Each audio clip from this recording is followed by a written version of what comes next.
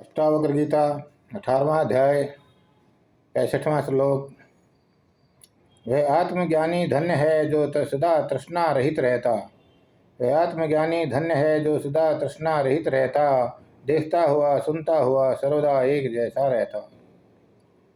वह आत्मज्ञानी धन्य है जो मन का निस्तरण कर गया और जो देखता हुआ सुनता हुआ सूंघता हुआ खाता हुआ सब भावों में एक जैसे रहता है। किसी ने गाली दी, तुम क्षुब्ध हो गए। क्षोभ तो मन में होता है, तुम्हें नहीं होता। तुम तो जानने वाले हो, मन के पीछे खड़े हो, साक्षी हो जो देख रहा है कि मन क्षुब्ध हुआ। किसी ने गाली का पत्थर फेंका, मन के सागर में लहरें उठ गई, मन की झील तरंगित हो गई। तुम तो देखते रहे हो, तुम तो देख रहे हो। तुम मन नहीं हो, न तुम देह हो, न तुम मन हो। तुम दोनों के पार हो, तुम आत्मा हो। वही आत्मज्ञानी धन्य है जो मन से तैर कर आगे निकल गया, जो मन से निकल कर पार हो गया, वह ज्ञानी धन्य है। बुद्ध के मुंह पर एक आदमी ने थूक दिया तो उन्होंने चादर से अपना मुंह पोंछ लिया। बुद्ध के मुंह पर एक आदमी ने थूक दिया तो उन्होंने चादर से अपना मुंह पोंछ लिया और मुंह पोंछ कर उस आदमी ने कहा, और कुछ कहना है भाई? और मुंह पोंछ कर उस आदमी से कहा, बुद्ध ने मुंह पोंछ कर उस आदमी से कहा, और कुछ कहना चाहते हो मेरे भाई? जैसे उसने कुछ कहा हो। बुद्ध के मुंह पर एक आदमी ने थूक दिया तो उन्होंने अपनी चादर से अपना मुंह पोंछ लिया और मुंह पोंछ कर उस आदमी से कहा, और कुछ कहना चाहते हो मेरे भाई? जैसे उसने कुछ कहा हो। आनंद। बुद्ध का शिष्य तो बहुत नाराज हुआ। उसने कहा, प्रभु आज्ञा दें तो इसकी गर्दन तोड़ दूं। यह आदमी आप पर थूके और हम बैठे देखते रहें, ऐसा कैसे हो सकता है? बुद्ध ने कहा, आनंद, इस आदमी ने कुछ कहना चाहा, शब्द नहीं मिले इसलिए थूक कर कहा। यह कुछ कहना चाहता था, भाषा में कहना नहीं आया, भाषा में कहना संभव नहीं हुआ। गाली गलौज से भी काम न चलता होगा, इसकी मजबूरी को समझो। यह कुछ कहना चाहता था। वह आदमी खड़ा ये बातें सुन रहा था, वह तो मुश्किल में पड़ गया। भागा वह घर, चादर ओढ़कर सो गया। उसको भारी पश्चाताप होने लगा, वह रोने लगा। दूसरे दिन क्षमा मांगने आया, बुद्ध के चरणों में गिर गया, रो पड़ा। उसने कहा, मुझे क्षमा कर दे। बुद्ध ने कहा, पागल, क्षमा कौन करे? मैंने कोई गांठ बांधी है? नहीं, मैंने गांठ बांधी नहीं। बांधता तो खोलता। तूने गाली दी पर मैंने तो ली ही नहीं, फिर मैं क्षमा करने वाला कौन? तूने गाली दी पर मैंने तो ली ही नहीं, फिर क्षमा करने वाला कौन? मैं तुझसे इतना ही कह सकता हूँ कि तू भी यह गांठ मत बांध। 24 घंटे हो गए, बात आई गई हो गई, अब तू पश्चाताप भी मत कर। बुद्ध ने उस आदमी को कहा, तू पश्चाताप छोड़, जैसे मैंने छोड़ दिया तू भी छोड़। न मैंने गांठ बांधी न तू बांध। जो हुआ हुआ, अतीत तो जा चुका, अब क्या लेना देना, अब उसे क्या खींचना। स्नान कर ले, राह की धूल अब ढोनी ठीक नहीं। ध्यान का यही अर्थ है, स्नान। रोज रोज ध्यान कर लो, रोज रोज स्नान कर लो, ताकि जो धूल मन पर जम गई है वो रोज रोज धुल जाए। मन पर जमी ऐसी धूल ध्यान से धुल जाती है, साफ हो जाती है, फिर तुम ताजे के ताजे। जनक जी के जीवन में एक उल्लेख है। जनक रहते तो हैं राजमहल में, बड़े ठाट बाट से, सम्राट हैं, साक्षी भी हैं। बुद्ध और महावीर सब छोड़कर साक्षी हुए हैं। बुद्ध और महावीर सब त्याग कर साक्षी हुए हैं। बड़ी बात नहीं, जनक का साक्षी होना बड़ा महत्वपूर्ण है। सब कुछ है और साक्षी है, कुछ भी त्याग नहीं किया फिर भी साक्षी है। एक गुरु ने अपने शिष्य को कहा कि तू वर्षों से सिर धुन रहा है, तुझे कुछ समझ नहीं आता, अब तो मेरे बस के बाहर है, तू जा जनक के पास जा। शिष्य ने कहा, आप जैसे महाज्ञानी के पास कुछ न हुआ तो यह जनक, इसके पास क्या रखा होगा? जो महलों में रहता है, नृत्य देखता है, आप मुझे कहाँ भेज रहे हैं गुरु? लेकिन गुरु ने कहा, नहीं, तू जा। शिष्य गया, बेचारा बेमन से गया। गुरु की आज्ञा थी तो आज्ञावश चले गया, परंतु उसके मन में यह पक्का बैठा हुआ था कि वहाँ क्या ज्ञान मिलेगा। मन में तो वह सोचता था, उससे अधिक तो मैं जानता हूँ। जब पहुँचा तो संयोग की बात, जनक बैठे थे, नृत्य चल रहा था। जब वह पहुँचा जनक जी के दरबार में तो जनक जी बैठे थे, संयोग की बात है, नृत्य चल रहा था, दरबारी शराब ढाल रहे थे। वह तो बड़ा नाराज हुआ। उसने जनक को कहा, महाराज मेरे गुरु ने भेजा है, इसलिए आ गया हूँ। भूल हो गई, फिर भी आपसे यह पूछना है, ये आपने क्या अफवाह उड़ा रखी है कि आप ज्ञान को उपलब्ध हो गए हैं? यह आपने क्या अफवाह उड़ा रखी है कि आप ज्ञान को उपलब्ध हो गए हैं? ये क्या हो रहा है? ये राग रंग चल रहा है, यह महल, यह धन दौलत, सारी व्यवस्था, इस सब के बीच में आप बैठे हैं, ज्ञान को कैसे उपलब्ध हो सकते हैं? त्यागी ही ज्ञान को उपलब्ध होते हैं। जनक ने कहा, तू जरा बेवक्त आ गया, यह सत्संग का समय नहीं है, मैं अभी व्यस्त हूँ। तुम एक काम करो, यह दीपक लो और महल को देख आओ। मगर ध्यान रखना दीपक बुझने न पाए।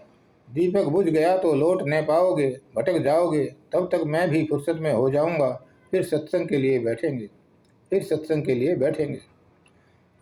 वह युवक उस दीपक को लेकर गया। उसकी जान बड़ी मुसीबत में फंस गई। महलों में कभी आया नहीं था, वैसे ही यह महल बड़ा तिलिस्मी था। इसकी खबर सुनी थी उसने कि इसमें लोग खो जाते हैं। अब एक झंझट और, अगर दीपक बुझ गया तो। लेकिन अब जनक ने कहा है और गुरु ने भेजा है तो वह दीपक को लेकर गया, बड़ा डरता। बड़ा सुंदर महल था। महल में सुंदर चित्र मूर्तियां थी, कालीन बिछे थे, लेकिन उसे कुछ दिखाई नहीं पड़ रहा था। वह तो एक ही चीज देख रहा था कि दीपक बुझ ना जाए। उसे कुछ दिखाई नहीं पड़ रहा था, कालीन, चित्र, मूर्तियां, कुछ दिखाई नहीं पड़ रहा था। वह तो एक ही चीज देख रहा था कि दीपक बुझ न जाए। वह दीपक को संभालते हुए सारे महल का चक्कर लगाकर जब वापस आया तब वह निश्चिंत हुआ। दीपक रखकर उसने कहा, महाराज बची जान बची सो लाखों पाए। लौट के बुद्धू घर को आए। सम्राट ने कहा, छोड़ो दीपक की बात, कहो महल कैसा लगा? उसने कहा, किसको फुर्सत थी महल देखने की? शिष्य ने कहा, किसको फुर्सत थी महल देखने की? उसने जवाब दिया, जान पर बनी थी, दीपक देखें कि महल देखें? उसने कहा, जान पर बनी थी, दीपक देखें कि महल देखें? कुछ भी नहीं देखा। सम्राट ने कहा, ऐसा करो, अब आ गए हो तो रात भर रुक कर जाओ, सुबह सत्संग करेंगे। तुम भी थके हो और मैं भी थका हूँ। सुंदर भवन में बहुमूल्य सुंदर सैया पर उसे सुलाया। जाते वक्त सम्राट ने कहा, जरा ध्यान रखना, ऊपर एक तलवार लटक रही है, पतले धागे से बंधी हुई है, कभी भी गिर सकती है, उसका ध्यान रखना। उसने कहा, क्यों फंसा रहे हो भगवान? पहले यह महल का उपद्रव और अब यह तलवार। सम्राट ने कहा, यह हमारी यहाँ की व्यवस्था है। मेहमान आता है तो उसका स्वागत सब तरह से करना होता है। रात भर पड़ा रहा, वह तलवार देखता रहा। आंखों से नींद उड़ गई। तलवार कभी भी गिर सकती है, धागा कच्चा है, तलवार का वजन कब तक बर्दाश्त कर सकता है? गिरनी ही है। अब गिरी तब गिरी, सारी रात आंखों में गुजार दी। सुबह जब सम्राट ने पूछा तो वह सूख कर आधा तो हो गया था कि कैसी रही रात। बिस्तर ठीक था ना? नींद अच्छी आई? उसने कहा, क्या बात कर रहे हो? कैसा बिस्तर, कैसी नींद? हम तो अपने झोपड़े में सुखी थे। ये तो बड़ी झंझट की बातें हैं। रात एक दीपक पकड़ा दिया और कि अगर बुझ गया तो भटक जाओगे। अब यह तलवार लटका दी, रात भर सो भी न सके।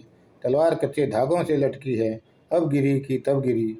गरीब आदमी हूँ, मुझे कहाँ फंसा दिया? मुझे बाहर जाने दो, मुझे कोई सत्संग नहीं करना। सम्राट ने कहा, अब तुम आ ही गए हो तो भोजन तो करके जाओ।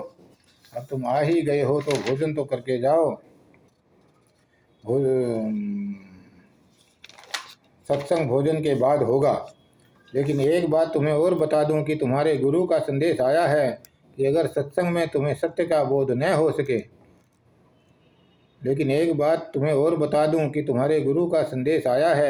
कि अगर सत्संग में तुम्हें सत्य का बोध न हो सके तो जान से हाथ धो बैठोगे, शाम को सूली चढ़ा देंगे। सत्संग में बोध होना ही चाहिए। उसने कहा, यह क्या मामला है? अब सत्संग में बोध होना ही चाहिए, यह भी कोई जबरदस्ती है? बोध हो गया तो हो गया, नहीं हुआ तो नहीं हुआ। सम्राट ने कहा, तुम्हें राजाओं महाराजाओं का हिसाब नहीं मालूम। तुम्हारे गुरु की आज्ञा है, हो गया बोध तो ठीक, नहीं हुआ बोध तो शाम को सूली। अब वह भोजन करने बैठा। बड़ा स्वादु भोजन है, सब है, मगर उसे स्वाद कहाँ। अब यह घबराहट कि 30 साल में गुरु के सानिध्य में बोध नहीं हुआ, इसके पास एक सत्संग में बोध कैसे होगा? इसके पास एक बार में सत्संग करने से बोध कैसे होगा? किसी तरह भोजन निपटा लिया। सम्राट ने पूछा, स्वाद कैसा रहा? भोजन ठीक ठाक था। उसने कहा, आप छोड़ो भोजन की बात, किसी तरह से यहाँ से बाहर निकाल दो, बस यही प्रार्थना है। अब सत्संग हमें करना ही नहीं है। सम्राट ने कहा, बस इतना ही सत्संग है कि जैसे रात तुम दीपक लेकर घूमे और बुझने का डर था तो तुम महल का सुख न भोग पाए। ऐसे ही मैं जानता हूँ यह जीवन दीपक बुझने ही वाला है, इससे पहले कि दीपक बुझे जीवन को समझ लेना जरूरी है। ऐसे ही मैं जानता हूँ कि यह जीवन का दीपक बुझने ही वाला है, इससे पहले कि दीपक बुझे जीवन को समझ लेना जरूरी है। रात देखा तलवार लटकी थी तो तुम सो न पाए। तलवार तो पृथ्वी पर लटकी है, मौत हर पर लटकी है। जीवन कच्चा धागा है, किसी भी क्षण टूट सकती है और मौत कभी भी घट सकती है। जहाँ मौत इतनी सुगमता से आ सकती है वहाँ कौन उलझेगा राग रंग में।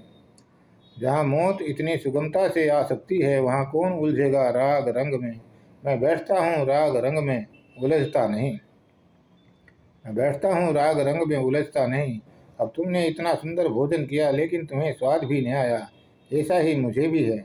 यह सब चल रहा है, इसका कुछ स्वाद नहीं है। मैं अपने भीतर जागा हूँ, मैं अपने भीतर के दीपक को संभाले हूँ। मैं मौत की तलवार को लटके देख रहा हूँ।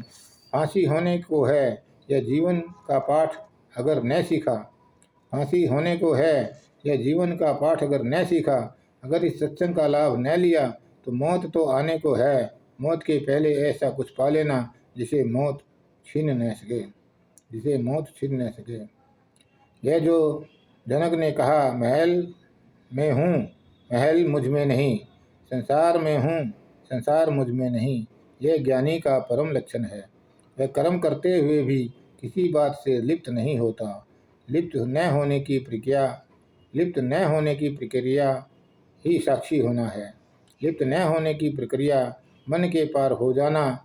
जैसे ही तुम मन के पार हो गए, एक रस हुए, आत्मसात हुए। धन्यवाद, धन्यवाद।